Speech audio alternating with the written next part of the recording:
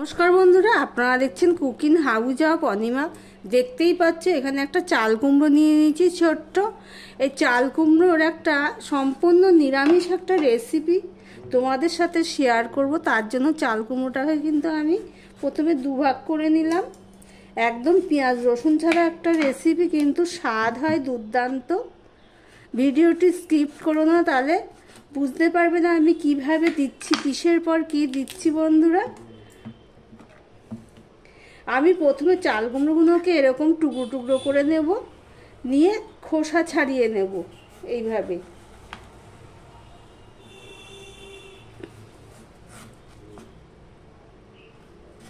এইভাবে খোসা ছাড়িয়ে নিয়ে তারপরে আমি এগুলোকে গোটা ধুয়ে নেব। এই টুকরো অংশটুকু আগে আমি ধুয়ে নেব, নিয়ে তারপরে চাল কুমড়োটাকে আমি কেটে নেব। তারপরে ফিরে আসছি, সঙ্গে থেকো। এদিকে দেখো, গ্যাসটা অন করে দিয়ে আমি একটা কড়াই বসিয়ে দিয়েছি। আর চাল কুমড়োটাকে ঠিক আমি এইভাবে আলু ভাজার মতন কেটে নিয়েছি।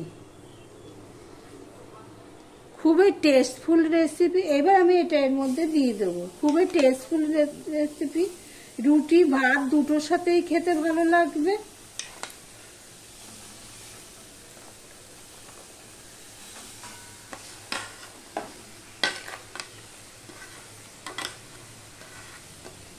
এবার আমি নুন হলুদ কিছুই দেব না, এমনিতেই এটাকে একটুখানি মজিয়ে নেব বা ভাপিয়ে নেব, যাই বলো না কেন। গ্যাসের ফ্লেমটা একদম ছোট করে দিয়ে আমি রেখে দিলাম।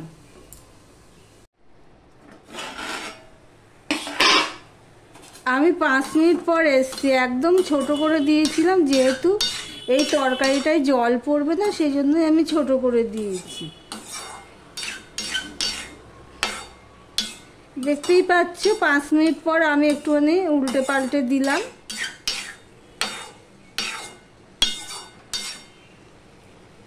উপর নিচ করে দিলাম আর কি। এবার আমি আবারও ঢাকা দিয়ে দিলাম 2 থেকে 3 মিনিটের জন্য। আবার প্রায় 3 মিনিট পর আসলাম। গ্যাসের ফ্লেমটা কিন্তু একদম ছোট করে দিয়েছি। এবার দেখো, আমার চাল কুমড়োটা সিদ্ধ হয়ে গেছে। এবার আমি গ্যাসটা অফ করে দিয়ে কড়াইটা খালি করে নেব। এদিকে দেখো, ছোলা আর মটর ডালটা আমি ভিজিয়ে রেখেছিলাম 4 থেকে 5 ঘন্টা আগে। এগুলো পুরো ভিজে গেছে ভালো করে। এবার এটাকে আমি পেস্ট করে নেব। তার জন্য একটা মিক্সিং বোলের মধ্যে এগুলো নিয়ে নিলাম। এই পর্যন্ত যারা ভিডিওটি দেখছো, লাইক দিতে ভুলে গেছো, চট করে একটা লাইক করে দিও। আর এখানে দেখো, নিয়ে নিয়েছি একটা পাকা কাঁচা লঙ্কা, একটুখানি নুন নিয়েছি, 2 টুকরো আদা নিয়েছি, আর চিনি নিয়েছি। সেগুলো আমি দিয়ে দিলাম। দিয়ে আমি একটা পেস্ট বানিয়ে নেব। দেখো বন্ধুরা, পেস্টটা কিন্তু পাতলা করিনি, পাতলা করলে চলবে না। দেখতেই পাচ্ছ ঠিক এরকম করেছি। ডালটা যদি ভালো করে ভেজানো যায়, তাহলে এমনিতেই সুন্দর বাটা হয়ে যায়। এটা এক সাইডে আমি এবারে রেখে দিলাম। এদিকে দেখো, কড়াই বসিয়ে দিয়েছি। কড়াইটা গরম হয়ে গেলে, কড়াইটা কিন্তু ভালো করে গরম হতে হবে। কড়াইটা গরম হয়ে গেলে দিয়ে দিলাম সাদা তেল।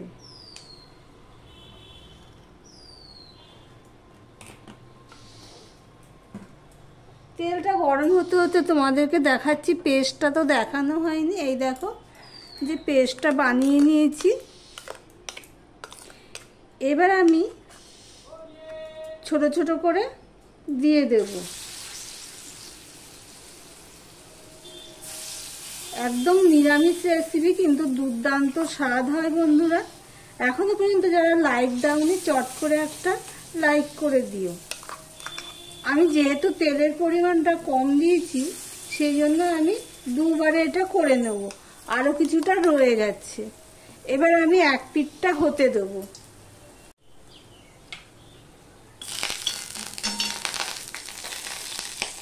দেখো বন্ধুরা, এটা যেহেতু কড়াইটাকে ভালো করে গরম করে নিয়েছি, দেখো এটা আর কড়াইয়ের গায়ে আটকালো না। এবার আমি এটা উল্টে দিচ্ছি।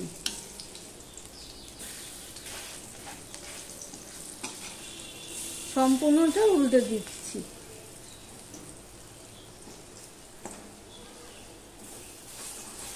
একটু চ্যাপটা করে দিলাম, কেননা ভিতরের গুলো একটুখানি ভাজা হলে টেস্টফুল হবে। আর এদিকে দেখো, তোমাদেরকে তো দেখানো হয়নি, এই দেখো চাল কুমড়োটা আমি সিদ্ধ করে নিয়েছি। আর এই যে ভেপারটা চলে যাচ্ছে, এতে যে চাল কুমড়োর একটা গন্ধ থাকে, সেই গন্ধটাও চলে যাবে। এতে করে কি হবে, যারা চাল কুমড়ো খেতে চায় না তারাও বুঝতে পারবে না যে এটা চাল কুমড়ো।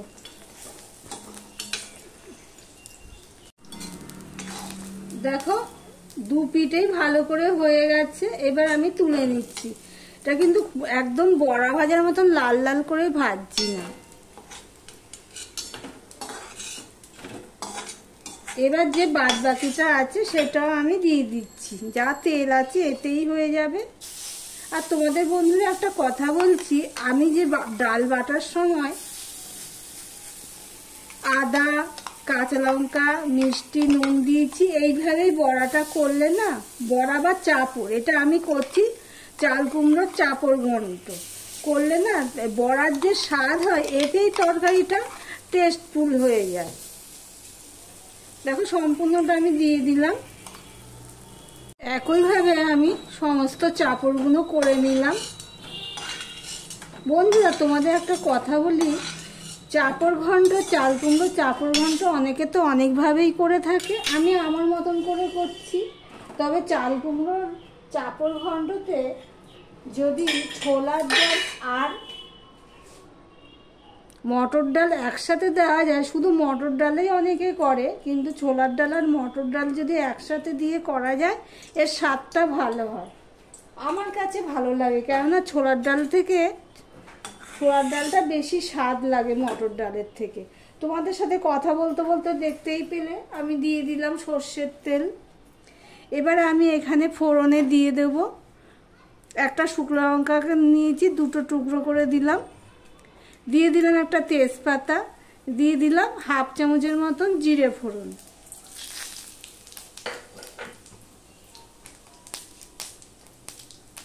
জিরে ফোড়নটা হয়ে গেছে, শুকনো লঙ্কাটাও হয়ে গেছে। ফোড়নটা কিন্তু ভালো করে হলে এর একটা সুন্দর গন্ধ বের হয়। এবার দিয়ে দিচ্ছি নুন। নুনটা দেওয়ার পর আমি এখানে 1 চামচের মতন আদা পেস্ট রয়েছে, সেটা আমি দিয়ে দিলাম। নুন কিন্তু আমি চাল কুমড়ো সিদ্ধ করার সময় দিয়ে নিলাম।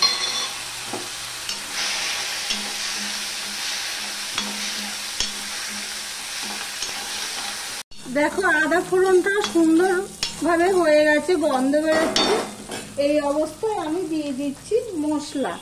আমি কিন্তু জিরেটা একদম কম দিয়েছি, লঙ্কার গুঁড়োটাও কিন্তু একদম কম দিয়েছি। ধরো 4 চামচের 4 ভাগের 1 ভাগ জিরের গুঁড়ো আর লঙ্কার গুঁড়ো না দিলেও তাও চলবে, তোমরা কাঁচা লঙ্কা দিতে পারো।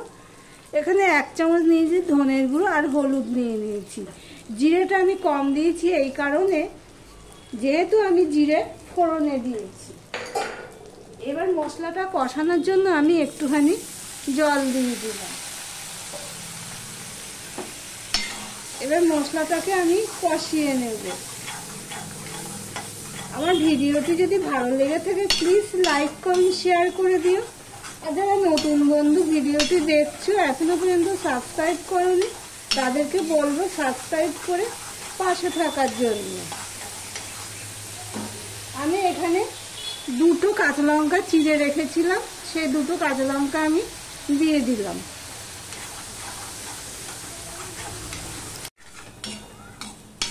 দেখো তেল ছাড়তে শুরু করেছে, মশলাটা কষানো হয়ে গেছে। এবার আমি দিয়ে দিচ্ছি 1 চামচ চিনি।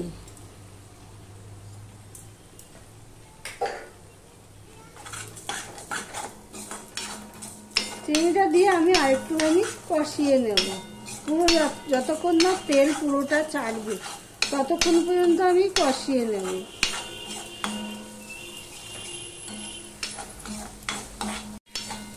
দেখো তেলটা পুরোটা ছেড়ে, এবার আমি দিয়ে দিচ্ছি ভাপিয়ে রাখা চাল কুমড়োগুলো।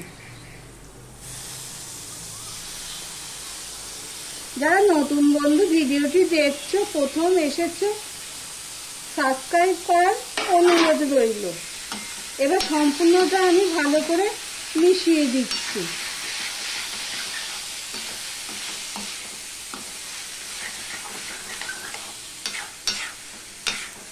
চাল কুমড়োগুলো কিন্তু সিদ্ধ হয়ে গেছে, অথচ জল শুকায়নি, এরকমভাবেই সিদ্ধ করতে হবে।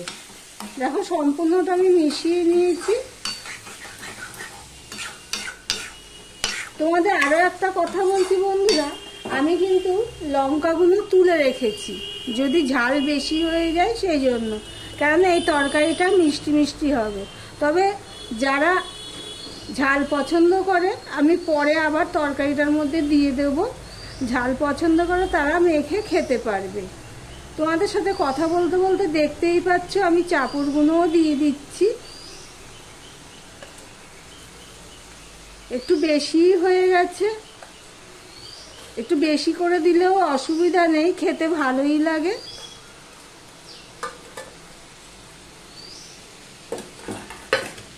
এবার সম্পূর্ণটা আমি মিশিয়ে নিলাম। এখনই দিয়ে দিলাম এই কারণে,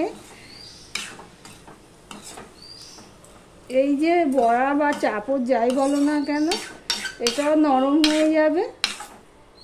অনেকে নামানোর আগে দিয়ে একটুখানি রেখে দেয়। যেহেতু আমার এখানে মশলা কষানো হয়ে গেছে, চাল কুমড়োটাও সিদ্ধ হয়ে গেছে, এই রান্নাটা কিন্তু ছোট করে দিয়েই করতে হবে। আমি ছোট করে দিয়ে দিলাম। এবার আমি ঢাকা দিয়ে দিলাম। আমি প্রায় 4 থেকে 5 মিনিট পর তোমাদের সামনে আসলাম। দেখো বন্ধুরা, মাঝে এসে আমি 2-3 বার এইভাবে ঘেঁটে দিয়েছি। এবারে যে লঙ্কাগুলো ফোড়নে দিয়েছিলাম সেগুলো আমি দিয়ে দিলাম। নুনটা একটু কম হয়েছে, তাই টেস্ট অনুযায়ী আরেকটু নুন দিয়ে দিলাম। মিষ্টিটা ঠিকই আছে। এবার সম্পূর্ণটাকে আমি মিশিয়ে নিচ্ছি। দেখো কি দারুণ হয়েছে, ভাতে রুটির সাথে দারুণ লাগবে খেতে। এবার নুনটা দিয়ে মিশিয়ে দিলাম, দিয়ে আমি গ্যাসটা অফ করে দিলাম। তোমাদেরকে সার্ভ করে দেখাচ্ছি কেমন হয়েছে।